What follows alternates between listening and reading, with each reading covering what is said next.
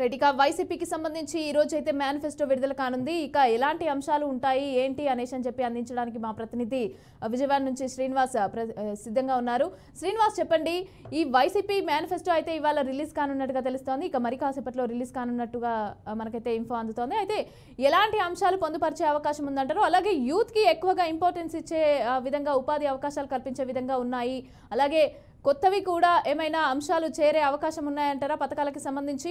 మమతా మరి కొద్దిసేపట్లోనే ముఖ్యమంత్రి జగన్మోహన్ రెడ్డి 2024 సార్వత్రిక ఎన్నికలకు సంబంధించి వైసీపీ పార్టీ మేనిఫెస్టోని విడుదల చేయబోతున్నారు. ఈ మేనిఫెస్టోకి సంబంధించి అంటే 2019లో మేనిఫెస్టో మనం చూసినట్లయితే దాన్ని అమలుపరిచే విధానాన్ని బైబుల్, భగవద్గీత, ఖురాన్గా భావిస్తున్నామని చెప్పని కూడా పార్టీ చెప్పడం జరిగింది. అంతేకాకుండా నవరత్నాల పేరుతో ఏదైతే ఈ ప్రజలకి, అన్ని వర్గాల ప్రజలకి లాభదాయకంగా ఉండేందుకు సంక్షేమ పథకాల్లో ఎక్కడా కూడా వెనక్కి వెళ్లకుండా ముందుకెళ్లే విధంగా ఉండేందుకు అమలు తీరు విధానంలో కూడా ఎటువంటి ఇబ్బందులు ఎదుర్కోకుండా, అంటే ఆర్థిక పరమైనటువంటి ఇబ్బందులు ఎదుర్కోకుండా ఉండేందుకు ప్రతి అంశాన్ని పరిశీలిస్తూ కూడా ఆర్థిక రాష్ట్ర బడ్జెట్ని దృష్టిలో పెట్టుకుని వైసీపీ మన నవరత్నాలంటూ కూడా తీసుకొచ్చింది. ఆ నవరత్నాలు తీసుకురావడంతో ఇప్పుడు నవరత్నాలు ప్లస్గా కూడా దీన్ని ముందుకు తీసుకెళ్లేటువంటి పరిస్థితి కనిపిస్తుంది. అయితే నవరత్నాలు 99% సక్సెస్ఫుల్గా అమలు చేసేటువంటి చెప్పే నేపథ్యంలో కూడా దాన్ని ప్లస్ చేసి తీసుకెళ్తామని కూడా చెప్తున్నారు. ఇప్పటివరకు మనం చూసినట్లయితే కనుక అమ్మఒడి ఇచ్చినటువంటి పరిస్థితి ఉంది. అమ్మఒడి దానికి సంబంధించి ఈసారి అంటే ఇద్దరు ఇంట్లో ఉంటే గతంలో చెప్పిన విధంగా ఇద్దరు పిల్లలు ఉంటే కనుక ఇద్దరికి అమ్మఒడి ఇస్తామని చెప్పారు. అయితే ఈసారి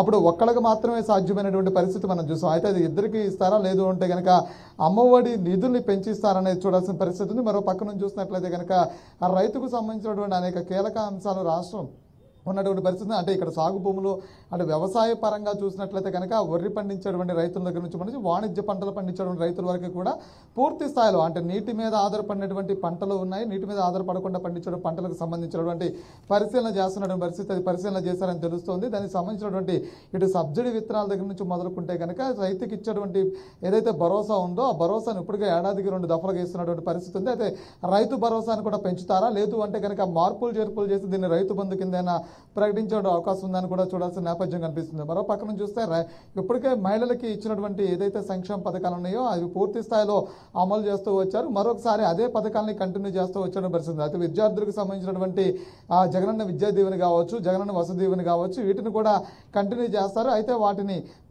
వాటికి ఇచ్చేటువంటి బెనిఫిట్స్ ఏదైతే ఉందో దాన్ని పెంచి ఇచ్చేటువంటి అవకాశం ఉందని కూడా దాన్ని పెంచి ఇచ్చే అవకాశం ఉందా లేదని కూడా చూడాలి. అయితే ప్రధానంగా చూసినట్లయితే జగన్మోహన్ రెడ్డి మొదటి నుంచి కూడా అమలు సాధ్యమయ్యేటువంటి అంశాలు ఏవైతున్నాయో వాటిని మాత్రమే అమల్లోకి తీసుకొస్తాను, వాటినే మేనిఫెస్టోలో పెడతాను. ఒకసారి వన్స్ మేనిఫెస్టో ఇచ్చిన తర్వాత దాన్ని నేను బైబుల్ గాను, ఖురాన్ గాను, భగవద్గీత గాను చూస్తాను కాబట్టి ప్రజలకి అబద్ధం చెప్పాల్సిన అవసరం లేదు.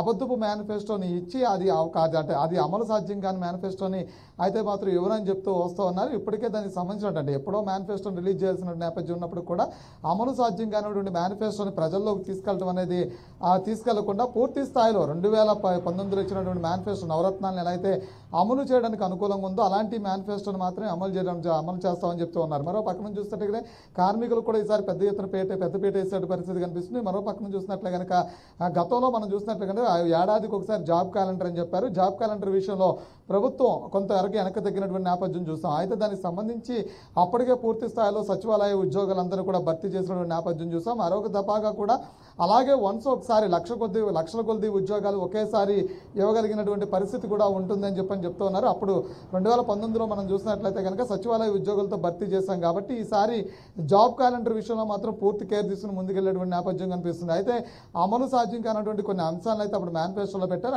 అమలు చేయలేదు. మద్యపాన నిషేధం అంశం విషయంలో పూర్తి స్థాయి అమలు చేయలేదు కానీ దానికి సంబంధించినటువంటి దఫల వారీగా మద్యపాన నిషేధం అని చెప్పారు. అయితే అప్పుడున్నటువంటి పరిస్థితుల్లో రాష్ట్రానికి రావాల్సినటువంటి ఆదాయం ఏదైతే ఉందో అది మద్యంతో ముడిపడి ఉండటం, దానికి సంబంధించినటువంటి సంక్షేమ పథకాలకు ఇబ్బంది లేకుండా మద్యాన్ని అమలు చేసే విధానం అంటే ఇక్కడ బెల్ట్ షాపులు విచ్చలవిడిగా లేకుండా ఉండేందుకు బెల్ట్ షాపుల్ని కంట్రోల్ చేస్తూ నాణ్యమైనటువంటి మద్యాన్ని ప్రభుత్వ మద్యం షాపుల ద్వారానే విక్రయాలు జరిపే విధంగా కూడా చర్యలు చేపట్టామని చెప్తూ ఉన్నారు. అయితే ఇక్కడ ఉన్నటువంటి మద్యం రేట్లు కూడా అధికంగా ఉండడంతో పాటు తాగేటువంటి వాళ్ళ మీద భారం కూడా పడుతుంది కాబట్టి వాళ్ళు కంట్రోల్ అవుతారనే నేపథ్యాన్ని కూడా ప్రభుత్వం సూచించడం జరిగింది. అయితే ఇక్కడ ఒక కొన్ని పాలసీలకి ప్రభుత్వం వెంటనే పరిష్కారం చూపించాలన్నప్పటికీ కూడా ఏదైతే ప్రజలకు ఇస్తానటువంటి సంక్షేమ పథకాలు ఏవైతే ఉన్నాయో ఆ సంక్షేమ పథకాల విషయంలో మాత్రం చెప్పిన విధంగా అమలు చేసాం 99% అని చెప్తూ ఉన్నారు. మరొకసారి 2024 మేనిఫెస్టో ఏదైతే ఉంటుందో ఆ మేనిఫెస్టో బైబిల్ని, పురాణ్, భగవద్గీతను ఏ విధంగా అయితే మేము గౌరవిస్తామో అదేవిధంగా ఈ మేనిఫెస్టోని కూడా గౌరవించి ముందుకెళ్తామని చెప్పని వైసీపీ